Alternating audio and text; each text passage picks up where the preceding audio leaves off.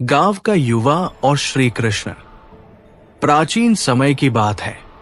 एक छोटे से गांव में माधव नाम का एक युवक रहता था। वो बहुत ईमानदार और मेहनती था, लेकिन वो अपने जीवन में हमेशा निराश रहता।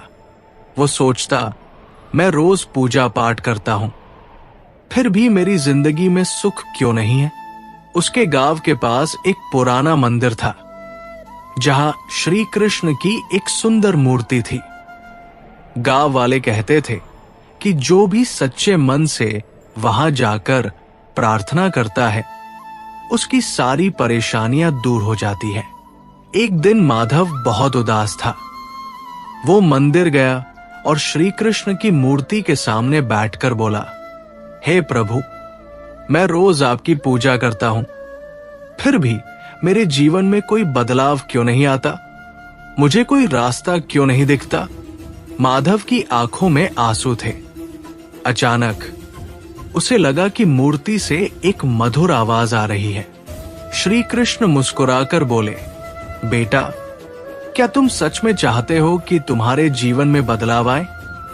माधव घबराया, लेकिन हां में सिर हिलाया।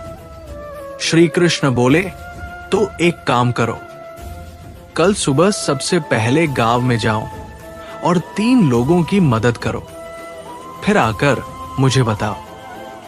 3 अच्छे कर्म।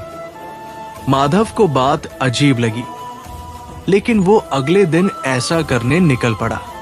1, पहला काम। रास्ते में उसने देखा कि एक बूढ़ी औरत भारी घड़ा उठाने की कोशिश कर रही थी। उसने झट से उसकी मदद की।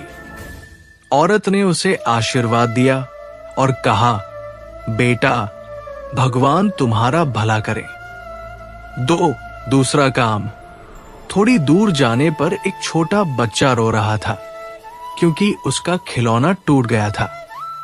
माधव ने उसे प्यार से चुप कराया और अपने पैसे से उसे नया खिलौना दिला दिया। बच्चा हंसने लगा। 3, तीसरा काम। गांव के पास एक किसान का बैल कीचड़ में फंस गया था। माधव ने किसान की मदद की और बैल को बाहर निकाला। किसान ने मुस्कुराकर कहा, तुम सच में एक नेक इंसान हो। परिणाम और श्री कृष्ण का संदेश। शाम को माधव मंदिर लौटा और श्री कृष्ण से बोला, प्रभु, मैंने आपकी आज्ञा का पालन किया, लेकिन इससे मेरे जीवन में क्या बदलेगा? श्री कृष्ण हंसकर बोले, बेटा, जब तुमने उन लोगों की मदद की तो तुम्हें कैसा महसूस हुआ? माधव ने सोचा और कहा, मुझे बहुत खुशी मिली और मन हल्का लगने लगा। श्री कृष्ण बोले, यही जीवन का रहस्य है। सच्ची भक्ति केवल पूजा करने में नहीं, बल्कि दूसरों की मदद करने में भी है। जब तुम दूसरों की मदद करते हो तो ईश्वर तुम्हारे भीतर ही बस जाते हैं, और जब ईश्वर तुम्हारे भीतर है तो जीवन में सुख और समाधान अपने आप आ जाता है। उस दिन के बाद माधव ने सिर्फ पूजा करने के बजाय हर दिन किसी की मदद करने का संकल्प लिया। धीरे धीरे उसकी परेशानियां दूर होने लगी और वो जीवन में खुश रहने लगा। शिक्षा। भगवान केवल मंदिर में नहीं होते, वे हर अच्छे काम में होते हैं। सच्ची भक्ति कर्म और सेवा में है। जो दूसरों का भला करता है, उसका भला ईश्वर स्वयं करते हैं।